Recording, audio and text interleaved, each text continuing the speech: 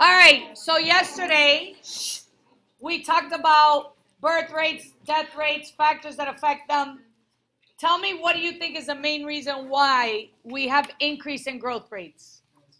Medicine, health, long lifespans. The decline in death rates is always going to be the answer. And you're going to start to see that when we start analyzing maps and graphs of what's happening with birth rates and death rates.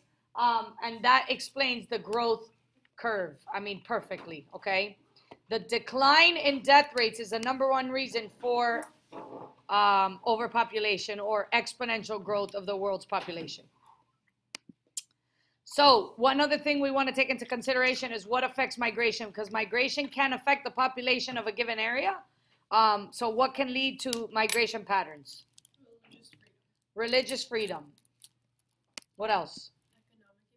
Economic improvement, money, financial gain, all of those things. War will definitely. Political, okay? You think about this, these two things have led to a huge migration. What's the middle? Political and religious. What's the middle? Family. I know, I think this is one of the most interesting.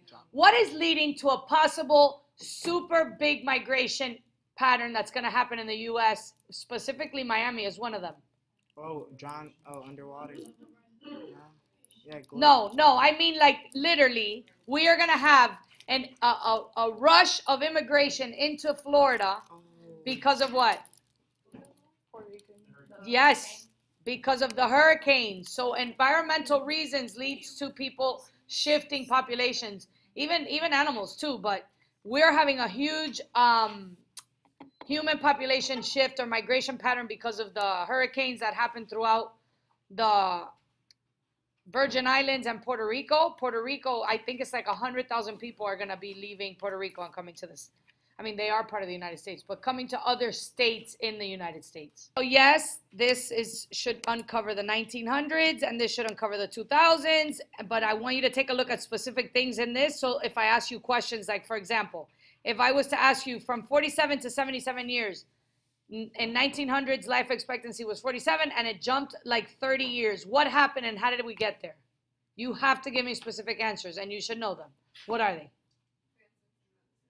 Before that. So give me the pace. Oh, wasn't it the baby? No, like them soldiers coming back from war. Well, baby boom could have, but that has nothing to do with life expectancy. Baby boom has to do with population growth. Yes. So yes, but what happened before that? Settling down. Settling down is first, then?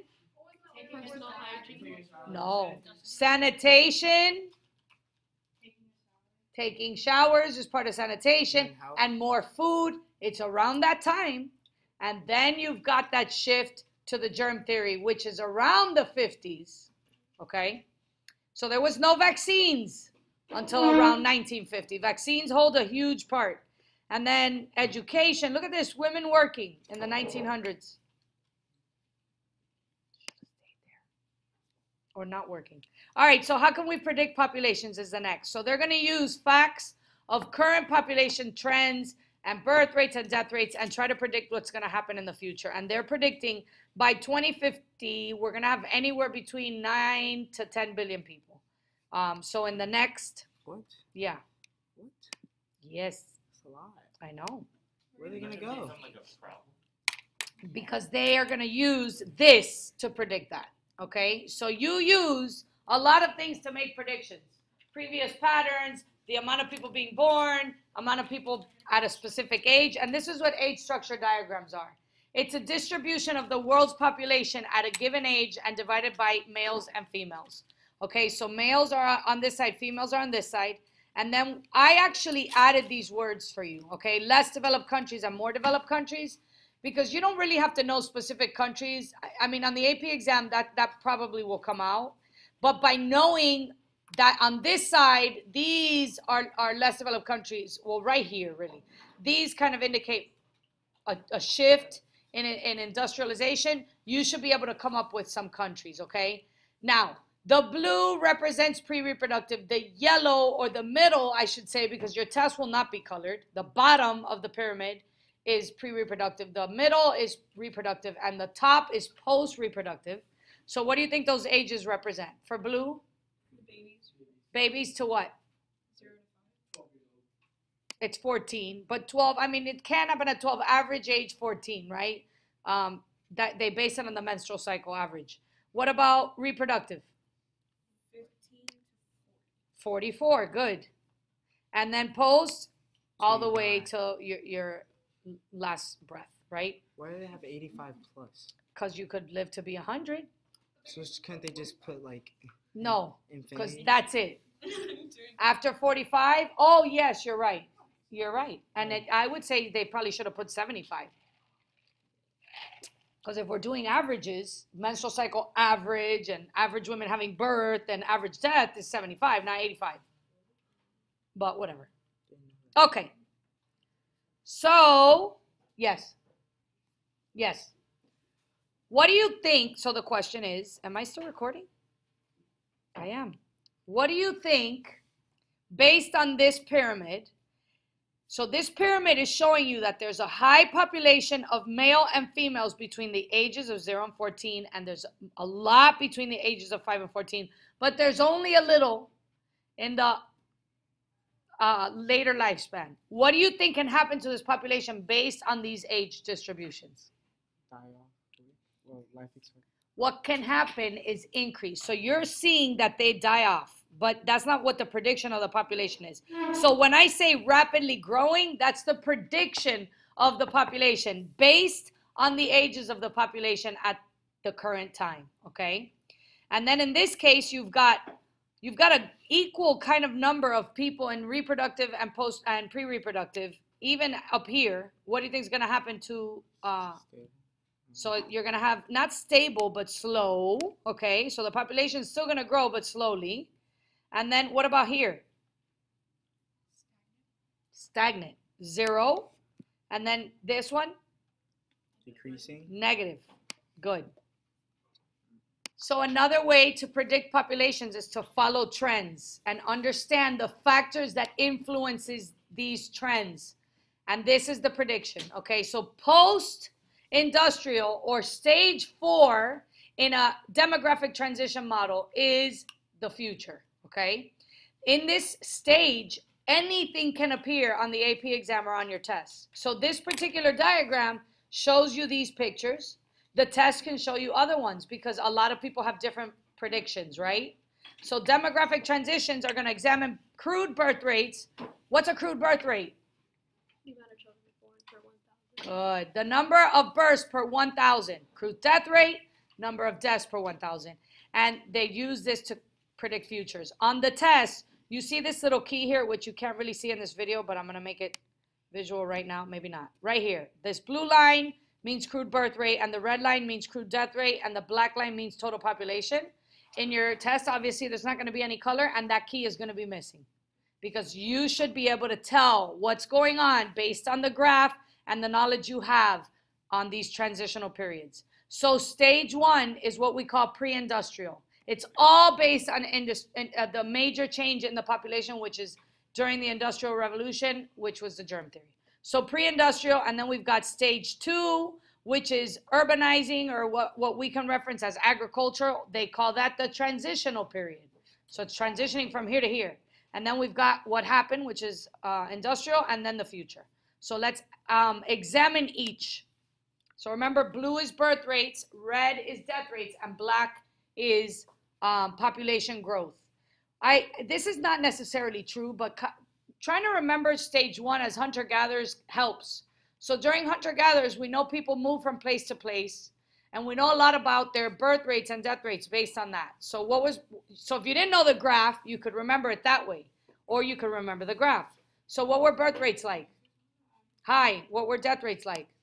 High. So they had a lot of kids, but a lot of kids died, okay, or even the older people died because why? No medicine. The infant mortality rates, no food, moving from place to place, not being settled, all those things take into account. How was the population? Stable. Look at this line. Good. Steady, stable. There's not really any growth. It's just a straight line, right? Now we move to stage 2, and I'm always going to show you stage 1 from stage 2 so you could reference. What we call that the transitional stage. And you could reference, I mean, it says urbanizing, industrializing, right? So you settled, you grew food, you had sanitation or less disease. So what's going to happen to the birth rates? A little lower. Look at the graph, though. Decreasing. They're still high. You see a little dip, but not really, because look at here. You see the dip coming, right? And then what happens to death rates? Decrease. So they like dropped significantly. You could see that taking a shower and having opportunities for food led to a super decline in your death rate. So what starts to happen to the population? Now look at this whole graph. If I show you this piece, so if I say from this year to this year, what happened to the population? Here to here. Oh. Here to here. Steady. Then here, you said it. What exponential growth? So you're seeing that exponential growth begins during the transition phase. Stage 3, we know we have the germ theory. We know we have medicines. We have vaccines. We have long lifespan. And women started to become educated, went to work. So what's going to happen to birth rates? Decrease. What happened to death rates? According to this, here, here, decreasing, and then steady, right? Continue to decline and then kind of stabilize. And then population growth, exponential. And then if I gave you this little piece, you're starting to see the steady, right? Exponential growth continues. But if you were asked on the AP exam, where did the start of exponential growth take place? It's what phase? Stage 2. Phase 2, which is called transitional. So you asked if you could have a stage 5, and yes, just like in your marine diagram, you could be missing a letter. Yes, that can happen, right? Okay. So here's stage 3, and we're transitioning to stage 4 according to this model. What happens to the population? Steady.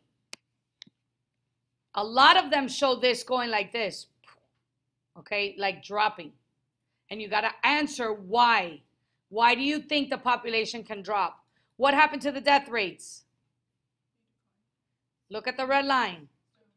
They started to rise, which is kind of scary. So there's what's going on? Why are people dying, right? And then what happened to the birth rates? Steady. Good. According to this stage 4. Because stage 4s can be anything provided to you.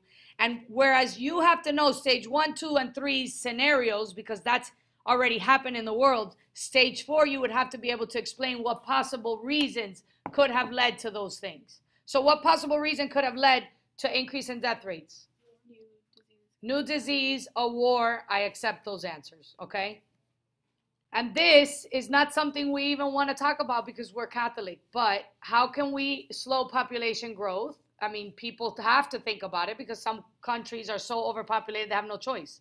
And this actually helped India. India was the first one to do family planning, and it really, and tomorrow we'll learn a little bit about world population, and then we're really, really done. India educated women, and they provided women with opportunities for contraceptives and even provided them with health care. And they also, in order to slow population growth, all you have to really do is empower women and give them jobs, and you'll see a shift in population trends, okay? So women used to have babies at the age of 20, I mean, really, if you go way back, 17 to 24. Now we're looking at 25 to 35, or maybe even 45. So that alone is going to reduce the amount of kids you have. Just look at it. And then national control. And you have to decide, do we really agree or disagree with this? And that's up to you. But there are countries that will provide you with free contraceptives, encourage things like sterilization after the firstborn, encourage this because you should only have one. And maybe that's not great, but here's how it's done.